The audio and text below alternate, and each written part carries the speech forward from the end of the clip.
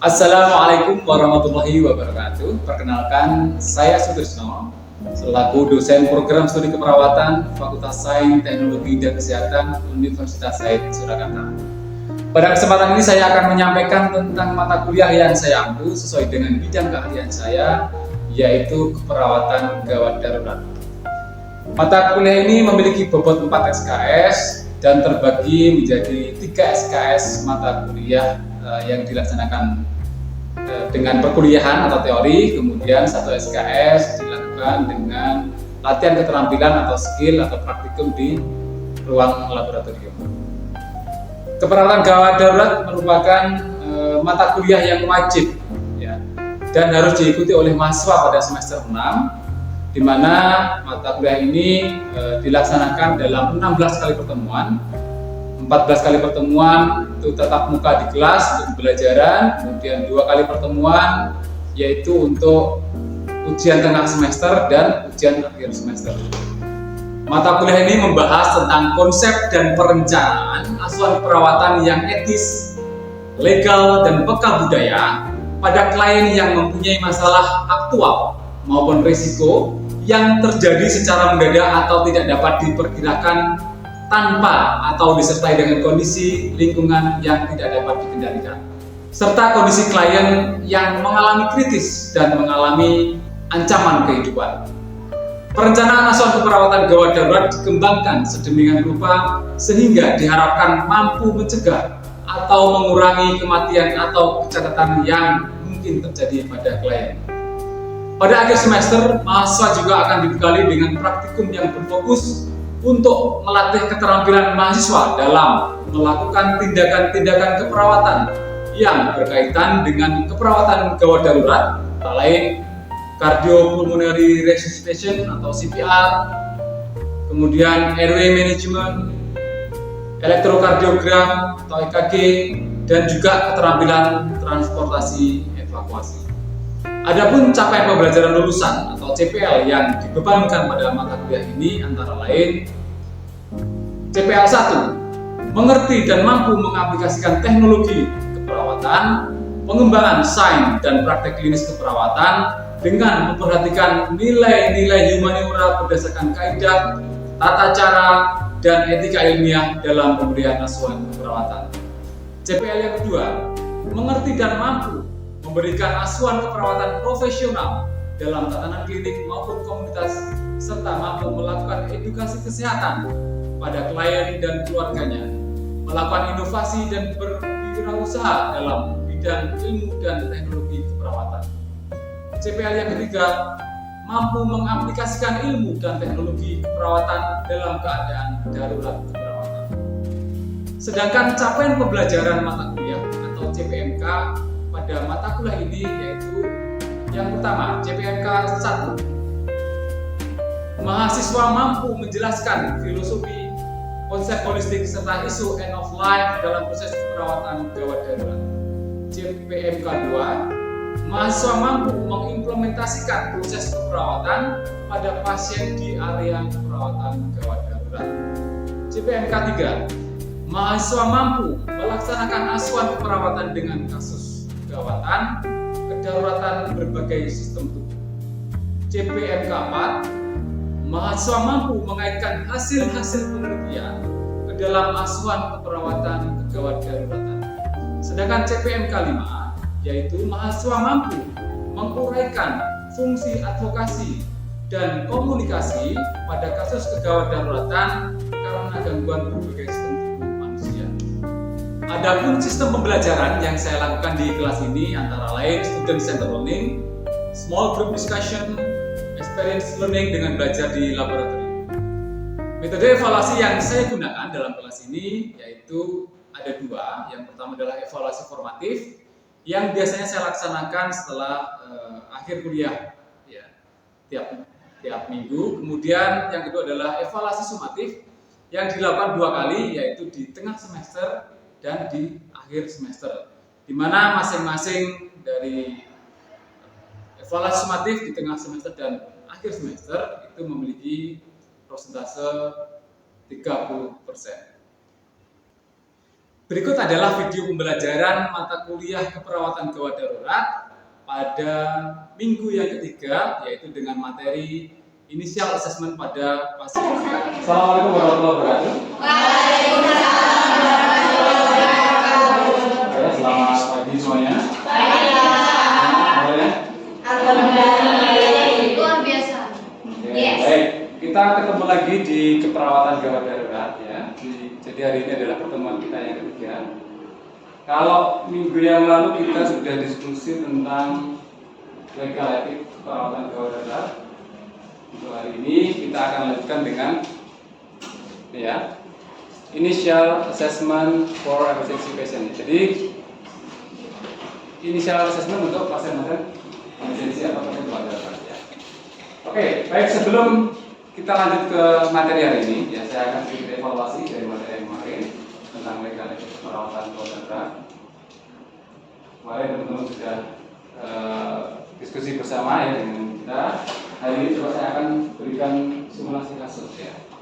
Oke, kalau misalnya kasus seperti ini ya, misalnya teman-teman ada seorang pasien datang ke UGD. Pasiennya mungkin ini ditemukan oleh seseorang, dibawa oleh ambulan relawan gitu ya, contohnya gitu ya, dibawa ke UGD, nggak ada pendampingnya, nggak tahu siapa yang bertanggung jawab. Kemudian di UGD dilakukan tindakan oleh perawatnya dan mungkin tim medisnya di rumah sakit. Tindakannya apa tindakan gitu ya, tapi akhirnya pasiennya meninggal di sana. Oke, gitu ya. Perawat melakukan tindakan, akhirnya pasien tidak tertolong, perawat nggak ngomong sama siapa-siapa dan sebagainya. Tiba-tiba ada keluarganya datang ya setelah itu ya, kemudian kayak menuntut atau mungkin komplain dan sebagainya. Oke, kira-kira dengan kasus tersebut sesuai dengan tema kita yang kemarin, ada yang mau punya pendapat kira-kira yang dilakukan perawat atau yang dilakukan keluarga tadi menuntut kayak tadi gimana kira-kira? Ada? Saya, Pak. Oke. Menurut saya, apabila kegiatan itu atau tindakan itu dilakukan tanpa persetujuan keluarga atau pasien, mungkin nanti ke depannya tenaga medis atau perawat itu sendiri dapat dituntut. Tadi harusnya dari tuntut ya. Oke, berarti ya harusnya disampaikan semuanya gitu ya. Setidak-tidaknya ya mungkin kalau nggak ada pasien jadi keluarga gitu ya. Oke, bintang ya. Oke, ada yang punya pendapat lain? Bagus sekali tadi saya punya pendapat seperti itu. Oke, ada yang punya pendapat lain? Saya, Oke, Naila ya. menurut saya perawat dan petugas itu sudah tepat tindakannya, karena kalau tidak segera dilakukan pasien bisa meninggal serta tidak ditolong lagi. Oke. Jadi setuju ya? Oke, baik ya. Tadi dua pendapat yang agak berbeda gitu ya. Oke, nggak apa-apa. Jadi mungkin bisa kita bilang nanti dua-duanya mungkin punya alasan tersendiri ya. Kalau sesuai dengan pembelajaran kita kemarin, kita sudah belajar bagaimana prinsip hukum atau aspek hukum dan aspek etik yang mungkin kita jadikan panduan gitu ya, sehingga pekerjaan kita aman ya. Kalau tadi yang pendapat pertama, ya memang seharusnya tindakan itu harus disampaikan. Wajib ya, tindakan-tindakan apalagi tindakan-tindakan yang yang intervensi yang mungkin kayak nyuntik dan sebagainya, ya apalagi tadi sampai pasien akan meninggal dan sebagainya ya. Itu seharusnya ya. Tapi ketika kondisinya emergensi ya, darurat, nggak punya kesempatan lagi, petugas yang menunggu dan sebagainya. Kalau ditunggu pasti saat itu mungkin sudah mati gitu. Tapi kalau misalnya dilakukan tadi ya konsekuensinya memang tidak ada suatu yang kesana yang mungkin ditanggung dan sebagainya ya. Jadi kalau sesuai dengan prinsip legal etik yang dilakukan perawat sudah benar ya, karena mungkin kondisinya gawat darurat harus segera ditolong. Kalau nggak ditolong saat itu kemudian bisa meninggal, walaupun toh akhirnya juga meninggal di akhir juga kemudian. Oke, yang disampaikan Bintang tadi ya gitu ya. Naila ya sudah benar ya. Jadi demi menyelamatkan pasien langsung ditolong. Urusan nanti keluarga dan sebagainya ya terus sampaikan. Karena perawat sudah bekerja sesuai dengan ilmunya, di sana ada tim dokter dan sebagainya ya, ada saksi dan sebagainya, bahwa petugas medis tidak mencelakai tapi berusaha menolong walaupun akhirnya juga meninggal ya. Oke, bagus sekali ya. Baik, sedikit evaluasi dari materi yang kemarin ya. Oke. Baik, kemudian coba kita langsung ke materi yang pertama ya. Materi yang ketiga ya, ketiga. Initial assessment. Oke.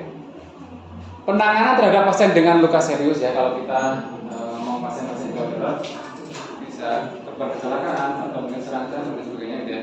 Itu adalah contoh-contoh kondisi yang serius ya. Membutuhkan rapid assessment terhadap cedera dan terapi yang tepat untuk mempertahankan kehidupan. Membutuhkan tindakan segera, penelitian segera, pemeriksaan segera. Kalau ditunda ya tadi, semakin ditunda semakin beresiko untuk tadi mungkin pasien mati dan sebagainya ya. Nah, teknik yang cepat ini ya itu ada sendiri ya, nggak cuma asal. Namanya pendekatannya ya, yang pendekatan sistematis ya, yang dapat diterapkan dengan cepat dan akurat dan dalam waktu yang sangat terbatas. Itu bisa menggunakan yang namanya ini initial assessment.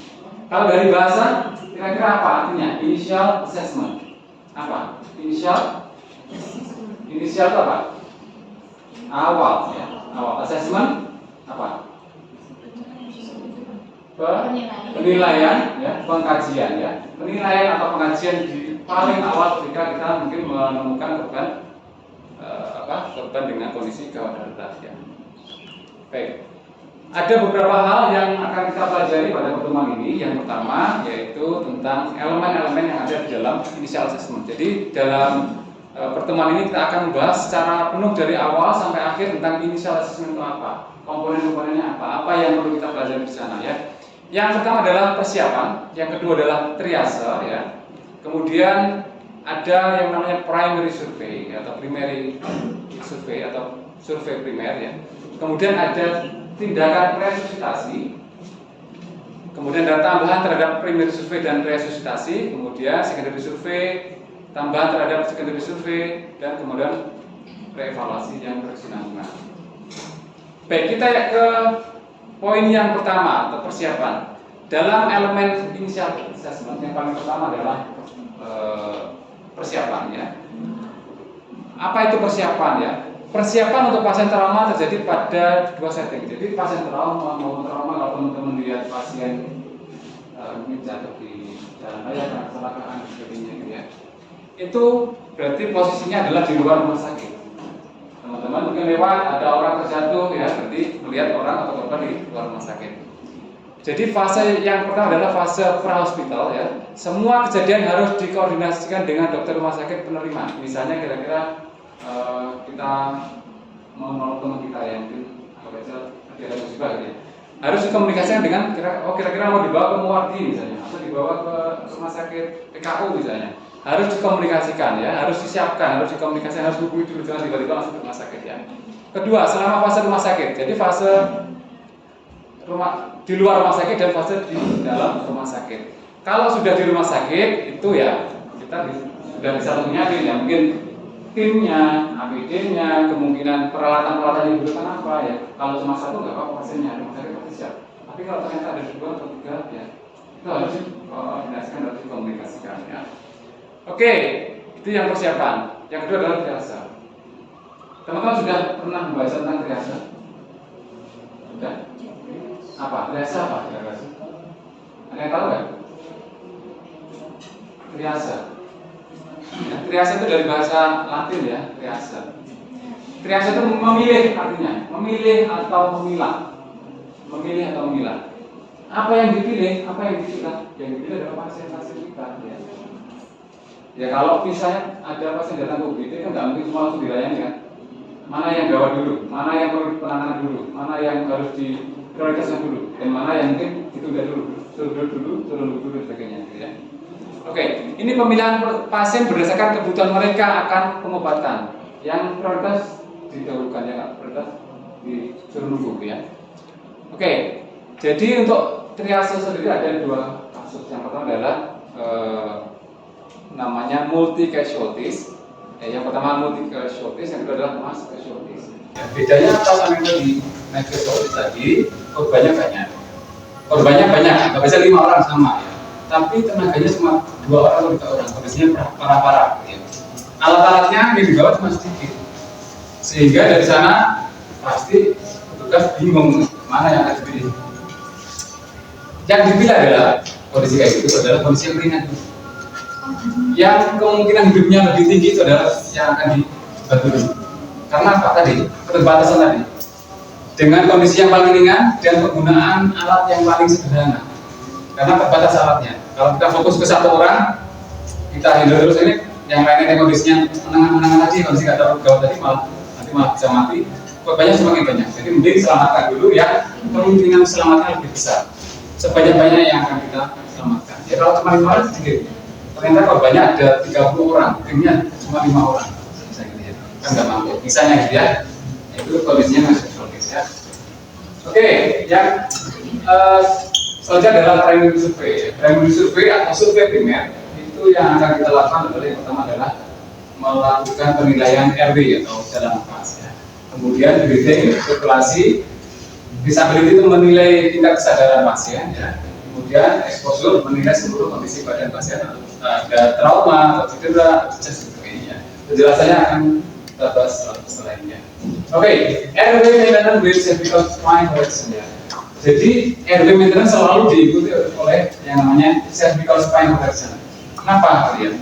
Kalau kita berusaha dengan mungkin keras untuk mengamankan jalan nafas, tapi kita nggak bisa menjaga tulang belakang, tulang leher ini, ya ternyata dia jalan nafasnya aman, ternyata sudah sini kita kurang kita coba manipulasi lehernya sih, malah trauma ya, malah mungkin tulangnya yang tadi retak harus jadi patah misalnya, jadi itu malah beresiko. Makanya harus dijaga ya. Penilaian cepat untuk tanda-tanda penyumbatan jalan nafas, mencakup pemeriksaan untuk gas, misalnya ada benda asing, darah, ya itu harus dibuang ya, harus segera dibuang. Tujuannya biar nanti oksigen bisa masuk, tidak menyumbat saluran nafas. Oke, caranya apa untuk memberikan atau memberikan paten jalan nafas ya? Yaitu ya. Diangkat dagunya, didorong jarinya ya. Kalau pasien trauma, ya tadi ya, trauma dilakukan teknik jauh keras ya. Tujuannya biar kita memanipulasi tulang leher. Oke, ini ada sedikit video singkat ya. Ini adalah teknik mengamankan jalan nafas.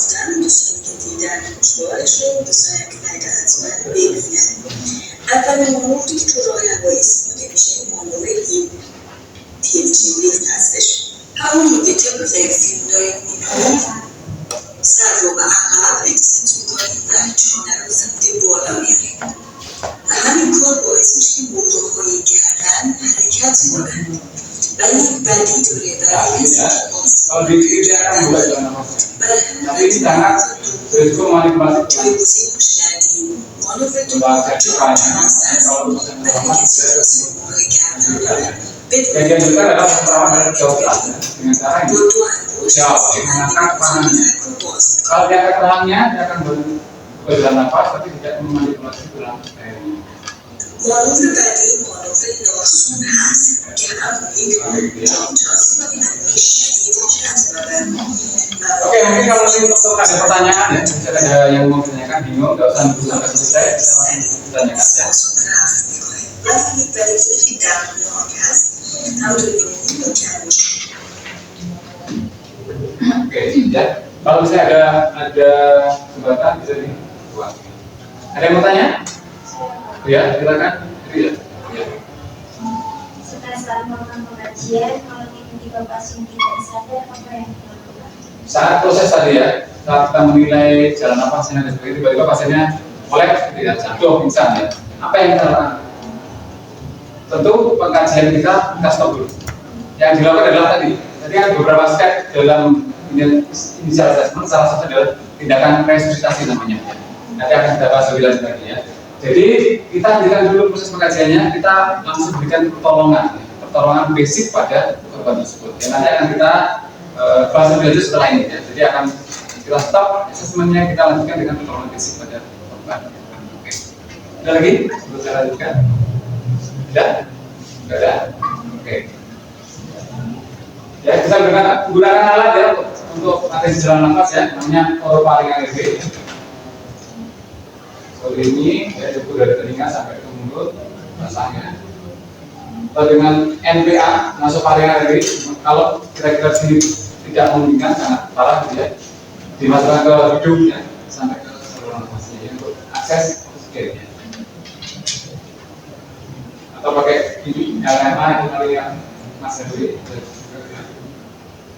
Atau ini yang paling sering digunakan di rumah sakit pakai ETT, dokter kardiolog ya. Ini biasanya dilakukan oleh dokter anestesi.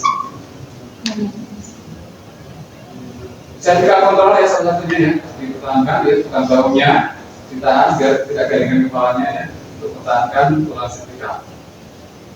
Atau pakai menggunakan alat yang namanya neck collar ya, kan lihat ya di lab kita neck collar ya, atau collar neck ya, untuk menjaga air tidak berlebihan.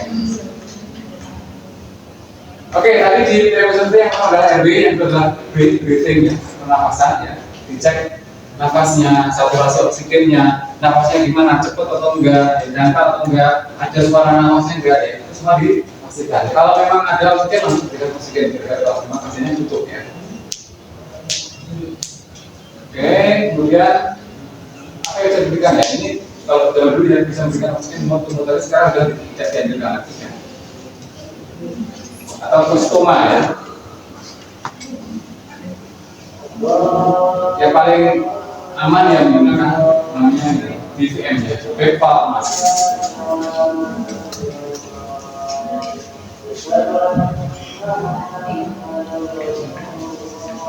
Oke ya.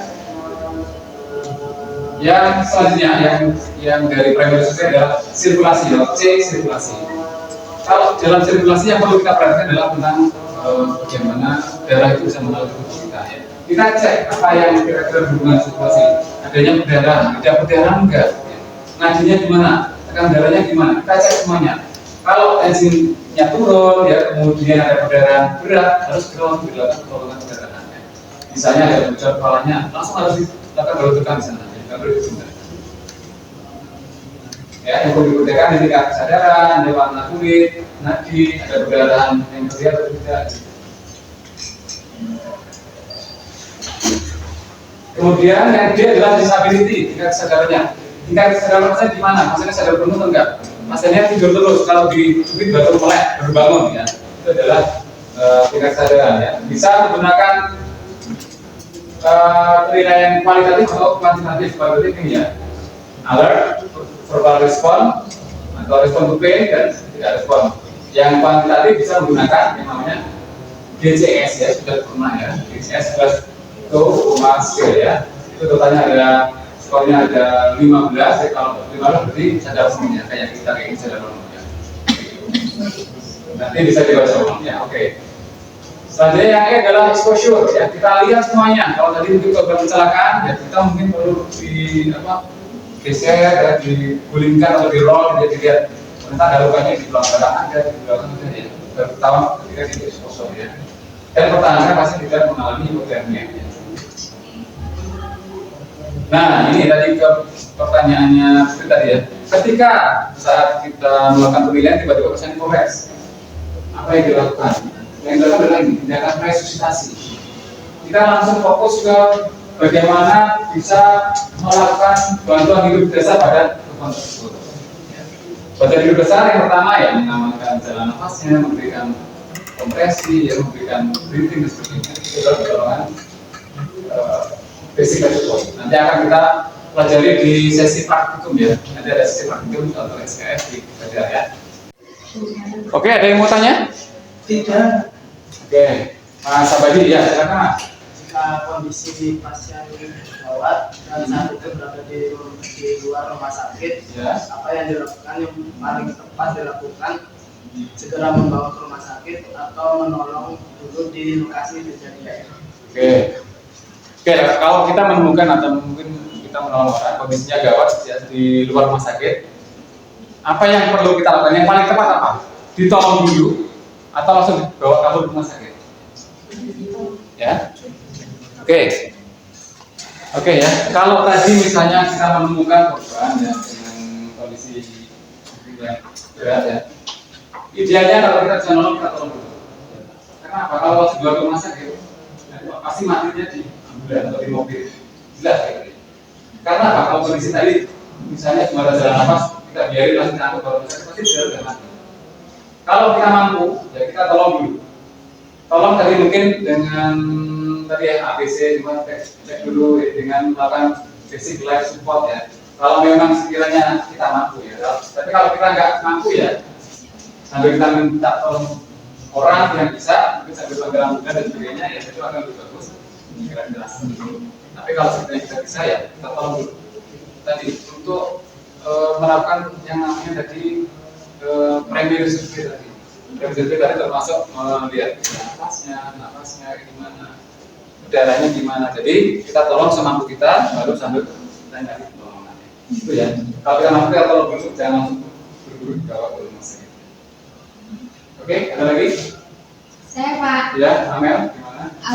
Kalau misal pasien udah di rumah sakit nih, Ya. perlu nggak sih ngelakuin initial assessment lagi? Oke, ya. Misalnya pasien sudah posisinya di rumah sakit, entah di IGD atau di rawat jalan gitu ya. Iya. Perlu nggak kita melakukan initial assessment? Semua pasien itu harus dilakukan initial assessment. Penilaian awal harus dilakukan.